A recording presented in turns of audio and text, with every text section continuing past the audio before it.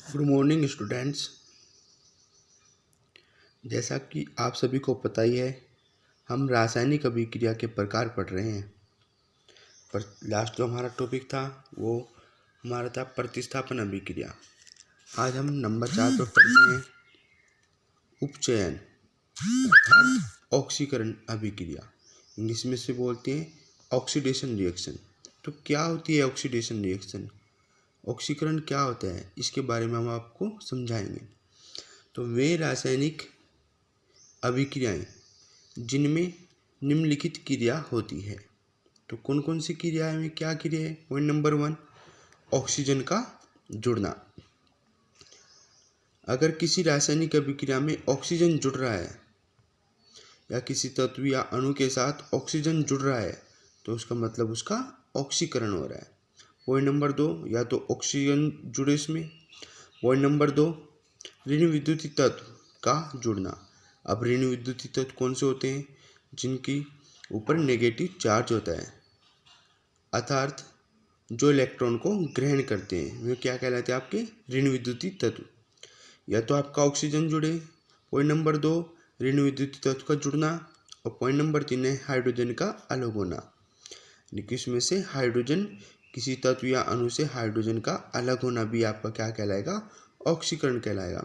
Point number 4, ऑक्सीकरण संख्या में वृद्धि होना, या उसकी ऑक्सीजन संख्या में वृद्धि होती हो तो भी क्या कहलाएगा, उसका ऑक्सीकरण कहलाएगा। अब हम इन चीज़ों, जितने पॉइंट आपको यहाँ लिखवाए हैं, इन सब को हम उदाहरण के द्वारा समझते हैं कि क्या क्या होता है, कैसे होते हैं। पॉइंट नंबर 1 आप देख रहे हैं एग्जाम्पल, कॉपर की आप ऑक्सीजन के साथ रिएक्शन कर रहे हैं तो कॉपर ऑक्साइड बन रहा है। तो यहाँ पर कॉपर के साथ ऑक्सीजन जुड़ रहा है, कॉपर के साथ ऑक्सीजन जुड़ रहा है। तो मैंने सबसे पॉइंट नंबर 1 में ये लिखवा था ऑक्सीजन का जुड़ना। तो ऑक्सीजन जुड़ रहा है तो इसका मतलब इसका क्या हो रहा है, कॉपर का यहाँ ऑक्सीकरण हो रहा है और आपका क्या बना है, कॉपर ऑक्साइड बन रहा है।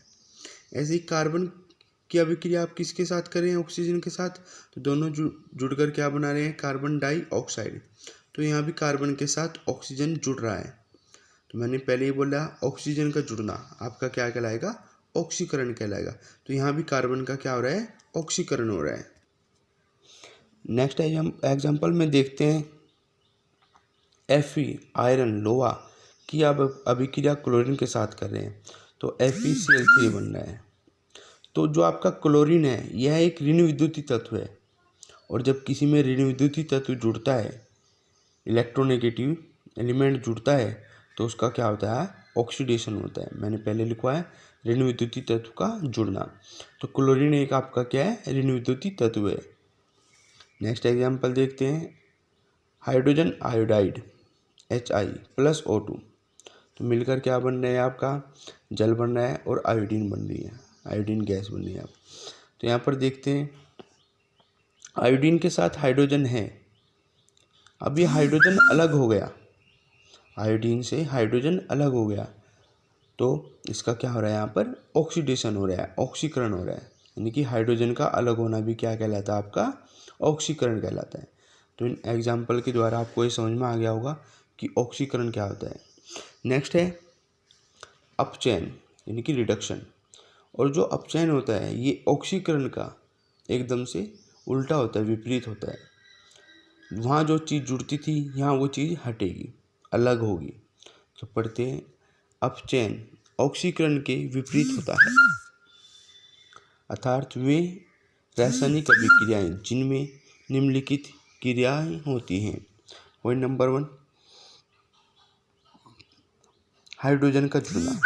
ऑक्सीकरण में क्या आता है, हाइड्रोजन का अलग होना, लेकिन यहाँ क्या होगा, हाइड्रोजन का जुड़ना, अपचयन कहलाता है। पॉइंट नंबर 2, ऑक्सीजन का अलग होना। उसमें क्या था, ऑक्सीजन जुड़ रहा था ऑक्सीकरण में, लेकिन अपचयन में क्या होगा, ऑक्सीजन क्या होगा, अलग होगा। पॉइंट नंबर 3, धन विद्युतीय तत्व। अब धन विद्युतीय तत्व कौन से होते हैं, जो इलेक्ट्रॉन का त्याग करते हैं, जैसे सोडियम, पोटेशियम, कॉपर, कैल्शियम इत्यादि। धन विद्युतीय तत्व का जुड़ना।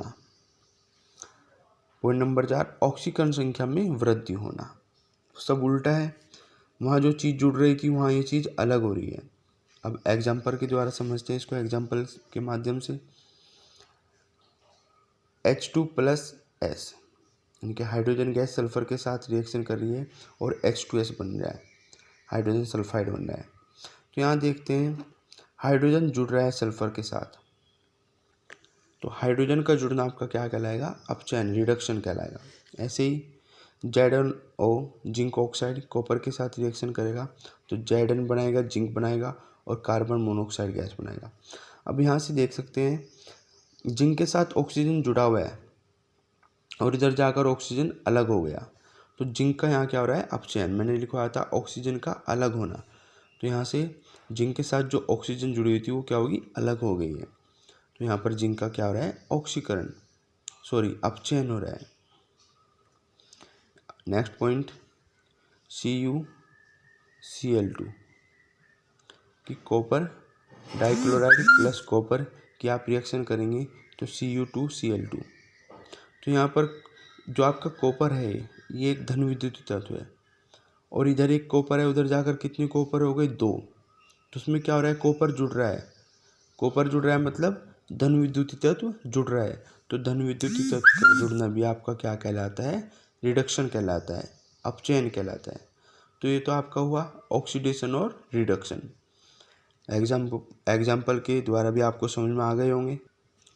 नेक्स्ट जो हमारा टॉपिक है वो रिडॉक्स अभिक्रिया, रिडॉक्स रिएक्शन। तो वे रासायनिक अभिक्रियाएं जिनमें ऑक्सीकरण तथा अपचयन दोनों एक साथ होता हो, कि उस रासायनिक अभिक्रिया में ऑक्सीकरण भी होगा और अपचयन भी होगा, वे अभिक्रियाएं आपकी क्या कहलाती हैं, रिडॉक्स अभिक्रियाएं कहलाती हैं। एग्जाम्पल के द्वारा समझते हैं। CuO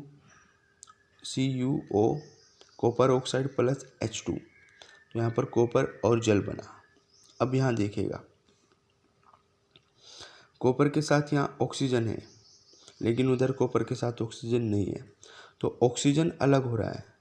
मैंने ऊपर लिखवाया ये पॉइंट, ऑक्सीजन का अलग होना क्या कहलाता है आपका, अपचयन। तो इसमें क्या है, ऑक्सीजन अलग हो रही है कॉपर से, तो इसका मतलब इसका क्या हो रहा है, अपचयन हो रहा है। और यहाँ हाइड्रोजन के साथ ऑक्सीजन जुड़ रहा है, तो ऑक्सीजन का जुड़ना क्या कहलाता है आपका, ऑक्सीकरण कहलाता है। तो इसमें कॉपर का तो अपचयन हो रहा है और हाइड्रोजन का क्या हो रहा है, ऑक्सीकरण हो रहा है। तो इस अभिक्रिया में आप देख रहे हैं ऑक्सीकरण भी हो रहा है और अपचयन भी हो रहा है। तो ऐसी अभिक्रियाएं आपकी क्या कहलाती हैं, रिडॉक्स अभिक्रियाएं कहलाती हैं। नेक्स्ट एग्जाम्पल के द्वारा समझते हैं। जिंक ऑक्साइड प्लस आपका कार्बन है, तो जिंक प्लस कार्बन मोनोऑक्साइड बन रहा है। तो यहाँ पर ऑक्सीजन अलग हुआ जिंक से, तो जिंक का तो यहाँ क्या हो रहा है, अपचयन हो रहा है और कार्बन के साथ ऑक्सीजन जुड़ा, तो इसका मतलब इसका क्या हो रहा है, ऑक्सीकरण हो रहा है। तो ये आपकी बहुत ही इंपॉर्टेंट रिएक्शन है, 11वीं क्लास में बहुत ही डिटेल में है। रिडॉक्स अभिक्रियाओं को संतुलित करना लॉन्ग क्वेश्चन आता है एग्जाम में, जो कि आपने 11वीं क्लास में पढ़ना है। लेकिन फिलहाल आपने इनका इंट्रोडक्शन पढ़ना है कि क्या होता है ऑक्सीडेशन और क्या होता है रिडक्शन और क्या होता है रिडॉक्स अभिक्रियाएं। धन्यवाद।